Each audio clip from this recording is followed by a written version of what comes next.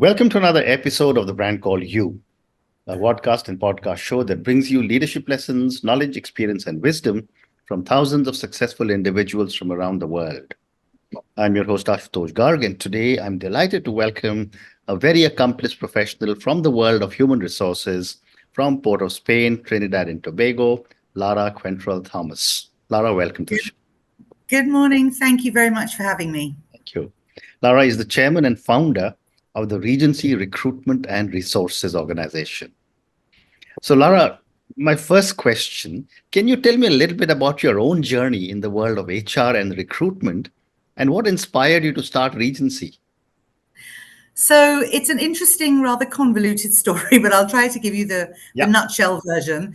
My background is actually in hospitality management. Wow. And I studied in the UK and went to London to look for work in hospitality and couldn't find a job. So I ended up going to a recruitment agency, asking them to help me.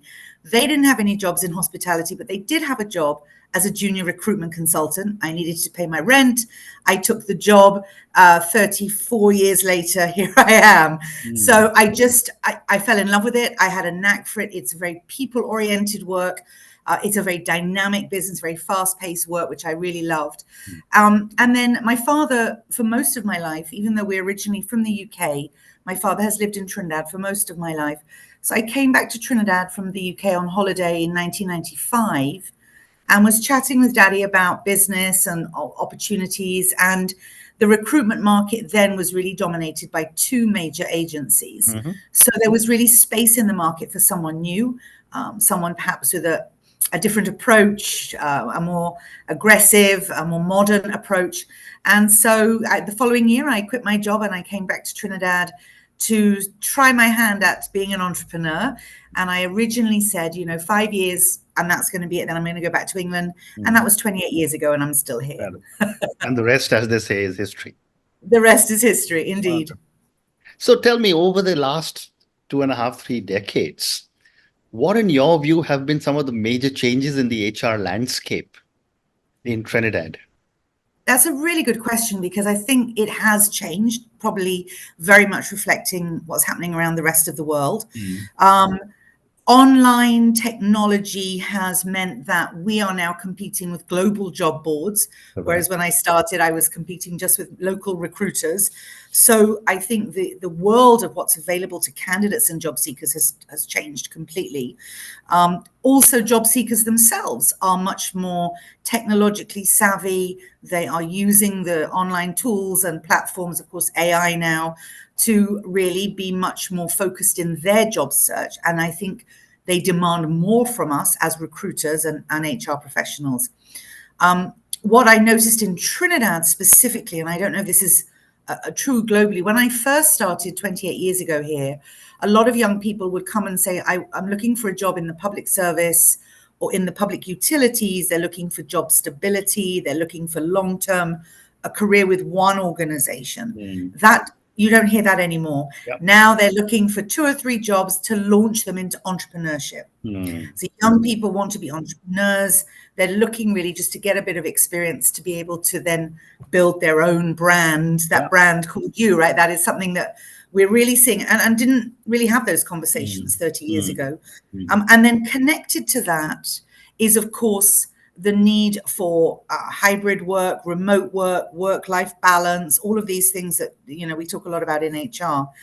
But we've also, my final point on this is we've noticed a decline in workplace ethics and etiquette. Wow. So the more technical we've become and the more technically savvy, I think we've also lost some of the human relationship aspects of being at work and being in workplace relationships. And so it's an interesting dynamic. But yeah, I think it's changed and it continues to change. It doesn't stop at any point. Absolutely. And you spoke about technology a few minutes back. How is technology changing human resources and recruitment? And, there's, of course, AI, and there's so much more happening. Yeah, I mean, it's fascinating to be an old person in this time of technological change, because obviously we've seen it in our lifetimes. From when I started Regency, I thought fax machine was the greatest invention ever, and now, of course, we're using Zoom and we're using all these tools. AI has really changed both sides of the equation. So from a recruiter's point of view, we're using AI tools to, of course, do applicant screening. We use some very powerful technology platforms at Regency to really harness the data and intelligence around candidates. And candidates are using AI to tailor their resumes to jobs. Not always authentically, I might add, but, so it does cause a few problems for us. And I think the kind of the biggest change, though, is the jobs that are being created in technology that we're not even, never even heard of 5 years ago. I simply couldn't tell you what jobs will exist in 10 years' time, because the kind of skills that are needed in today's world, and I think it covers all vocations, even if you're an engineer, even if you're an accountant, the technological skills that are required to excel in today's workplace are rapidly moving forward. And so, we are seeing where jobs are becoming a lot more complex in terms of the skills required. And candidates are also becoming very progressive the candidates that are on the ball are very progressive in terms of their skills bank. So it's really constantly changing, which is exciting, but also, just as I'm on the verge of retiring, a bit terrifying as well. Absolutely. Great response. And also, I wanted to get your perspective on some of the challenges you face when you're looking to, place individuals, because expectations, as you said very rightly, have changed quite dramatically. Yeah. It really has. I mean, as I said, the young people particularly, I think, are demanding much more work-life balance. If I know that phrase is not always the right one, but you know what I mean. And hybrid work, and even coming out of COVID, professionals of all ages, we're getting asked more and more, is there a hybrid work option? Is there a remote work option? And I think employers who are not offering that are losing the battle somewhat in the talent, in the talent wars. We in Trinidad and Tobago, we have seen a huge increase in the number of jobs available, open vacancies, coming out of COVID, which kind of shocked me because I thought we'd be a bit slower to recover. But there are hundreds of vacancies here. There are also hundreds of job seekers, but the two are not aligning. So we're seeing, for example, what our universities and our colleges are generating in terms of qualifications, not necessarily being aligned with what industry needs. And in fact, I recently, I've for a number of years, but recently joined an industry liaison team at the University of the West Indies to try and help bridge that gap between education and employment. Because lots of people have degrees, lots of people have masters, and yet they can't get work because they don't have the skills that we need in the workplace. Correct. So that, I think, that misalignment is a huge challenge for us in Trinidad, certainly. And employers, because they have so many candidates to choose from, and they want to, make the right, sensible, smart hiring choices, they are being fussy and they're taking their time to make sure they get the right person. But that, as a result, a lot of young people, for instance, are leaving Trinidad because they're not getting the opportunities here that their qualifications would entitle them to. So it's a very mixed bag in terms of the challenges that we're facing. And then adding to that, the declining work ethic and even literacy rates are on the decline. Amazing. You also do a lot of work on performance management, Lara, that when I was reading about what you do.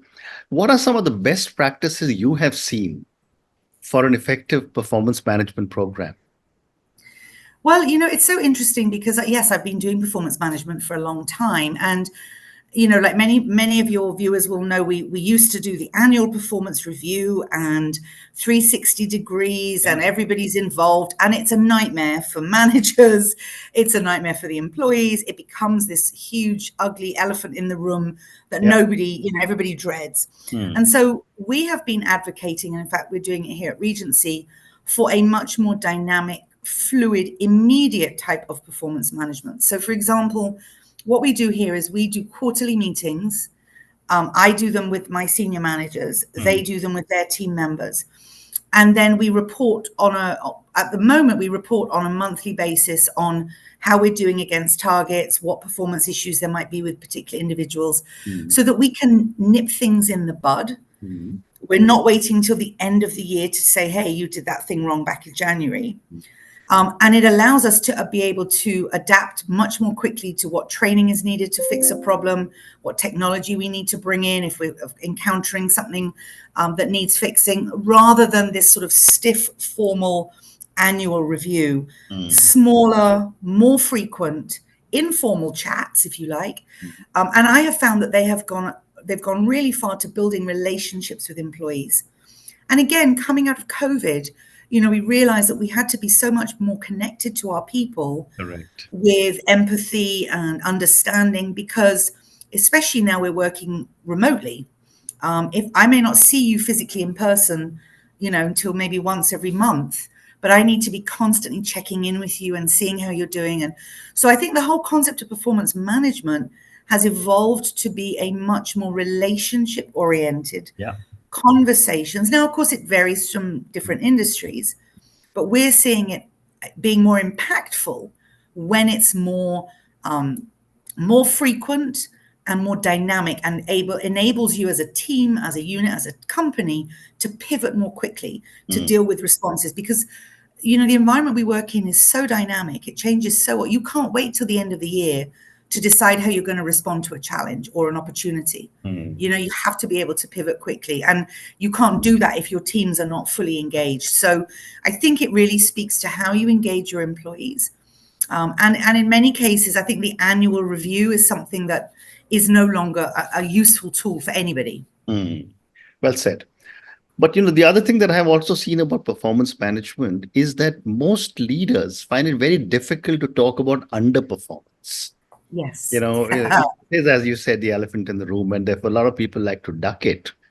Yeah. How do you support communicating underperformance to your clients? Well, one of the things, again, you see, if you're having regular, frequent conversations, you're able to see things before they become the elephant in the room, right? They're now just sort of baby issues. Maybe it's happened once or twice, but because it's early in the problem, we can try and rectify it without it becoming this huge intervention where we need to bring in the trade union and the lawyers and everything else. Now, Trinidad is a very heavily unionized society.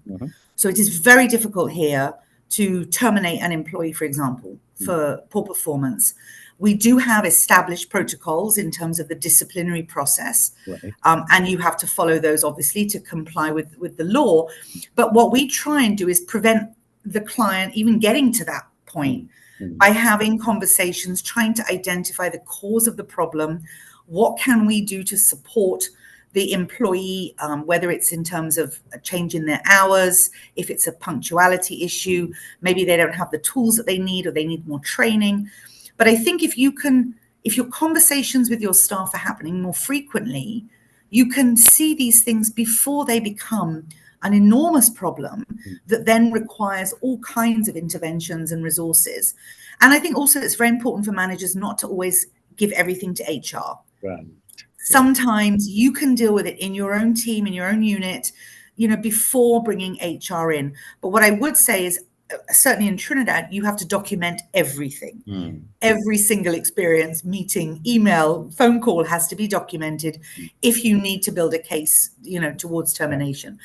But I do think a lot of it is really beginning with, why is the employee not understanding the task, performing the task the way? Have you been very clear and explicit in what you expect? A lot of the time we get a job description, but we don't get KPIs. We don't have a clear sense of, what we're supposed to do on a daily basis. It's rather vague and opaque.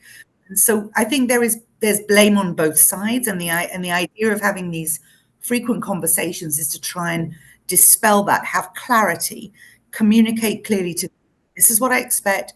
Here are the tools and training to do it. Off you go and do it. And then you measure against some established, KPIs and benchmarks. And people generally rise to the occasion. And if they can't, we nicely move them on. Well said. Let's now move to another topic which is so important, which is diversity and inclusion. I'd love to get your perspective on diversity and inclusion, and how is it being handled in Trinidad? Well, Trinidad and Tobago is an interesting place. Talking a bit about this before we came on air. For those of your viewers who may not know, Trinidad and Tobago is the southernmost island in the Caribbean, just off the coast of South America. And our history is one of both slavery and indentured labor. So our population is about 45% persons of African descent and about 45% persons of East Indian descent. And so unlike most of the other Caribbean islands, we have a very beautiful, diverse blend of faiths and cultures and heritage and festivals and music and food. And so the Indian African blend almost gives us an advantage in the diversity stakes, because our population really is just diverse by who it is. So we don't really have a problem with diversity from religion and ethnicity. Where we are not doing very well is LGBTQI plus inclusion, inclusion of the differently abled, and even to a certain extent, gender inclusion and equity. Unfortunately, in Trinidad and Tobago, our equal opportunity legislation is a bit archaic. It does not, for example, include age as a factor for discrimination. It doesn't include sexual orientation. It doesn't include medical status. So if you're somebody who's HIV positive or requires dialysis on a regular basis, you can still not be hired on those grounds.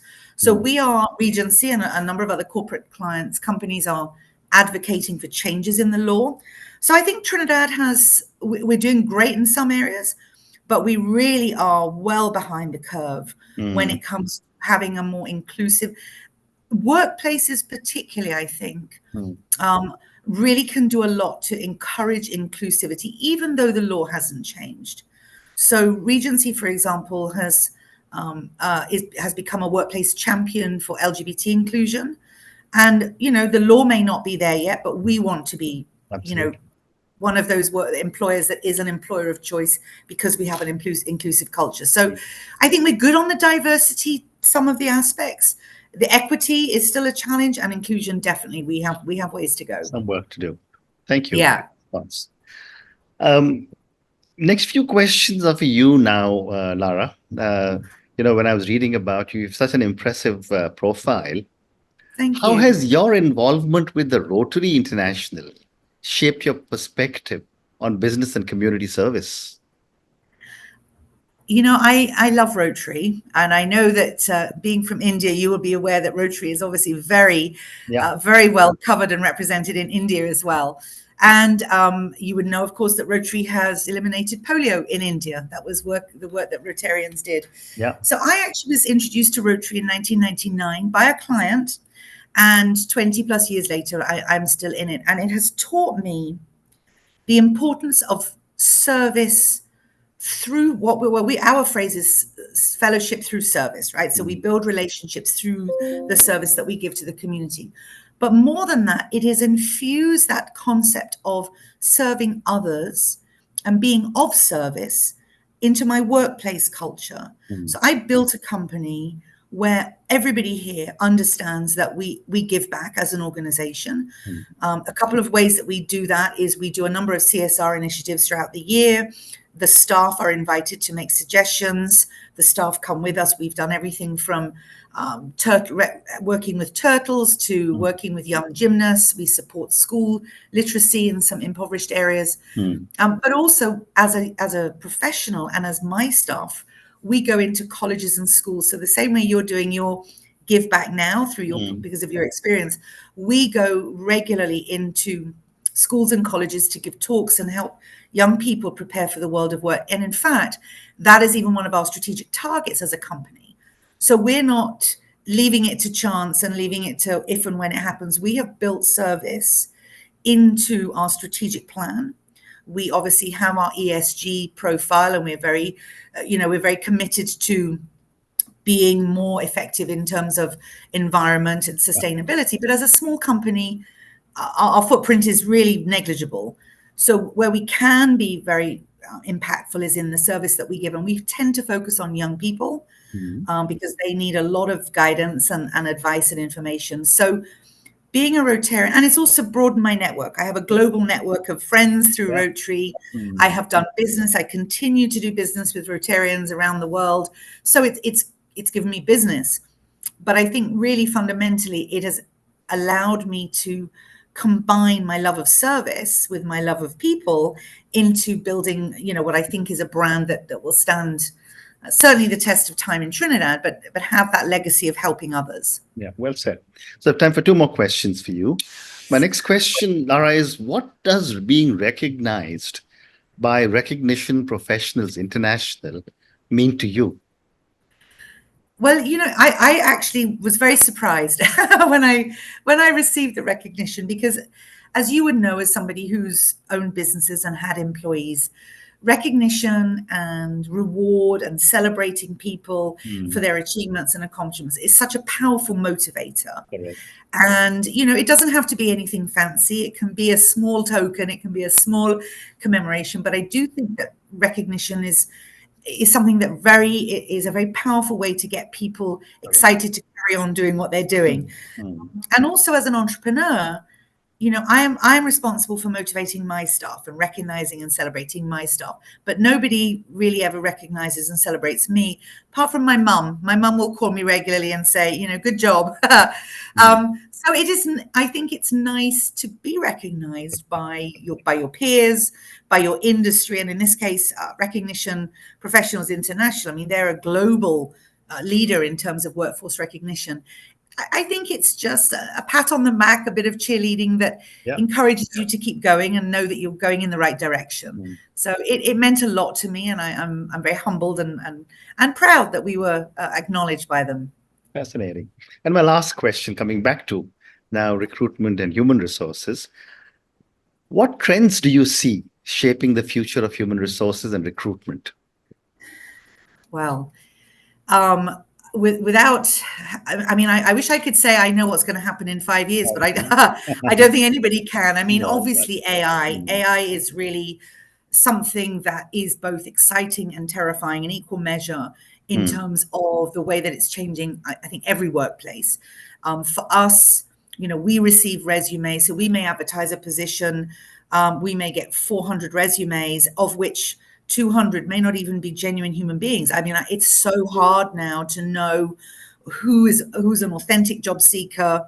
And so, of course, we now have to respond with having robust mechanisms and technology in place. So I think technology, AI, definitely going to be underpinning a lot of what we do in the future.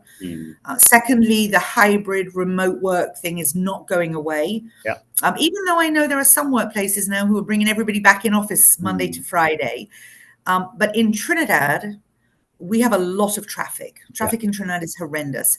And until the government can figure out a traffic plan, I think that's going to stay with us as something that a lot of people are looking for. And thirdly, as I mentioned earlier, I think in 5-10 years, I'm going to be recruiting for jobs that I didn't even know were jobs today. The type of skills being required. And of course, what it means is that we as professionals, we also have to continue to learn, and we have to stay fresh and current with what technology we're learning. So we really encourage continuous learning. So I think those three things for me: AI, hybrid, remote work, or international work, and then certainly the new jobs, being prepared to recruit for jobs that I can't even dream of today. Well said. And on that note, Lara, and your incredible comments about what to expect in the future, thank you so much for speaking to me about your own journey. Thank you for speaking to me about Regency, about human resources in Trinidad. I think we covered a lot of ground on different subjects. Thank you also for speaking to me about diversity and inclusion, not just in Regency, but also in Trinidad. Thank you for speaking to me. And thank you very much for inviting me, and keep up the great work. This is really important work, and I think sharing information, connecting people across continents is really exciting. So thank you for having me. Thank you.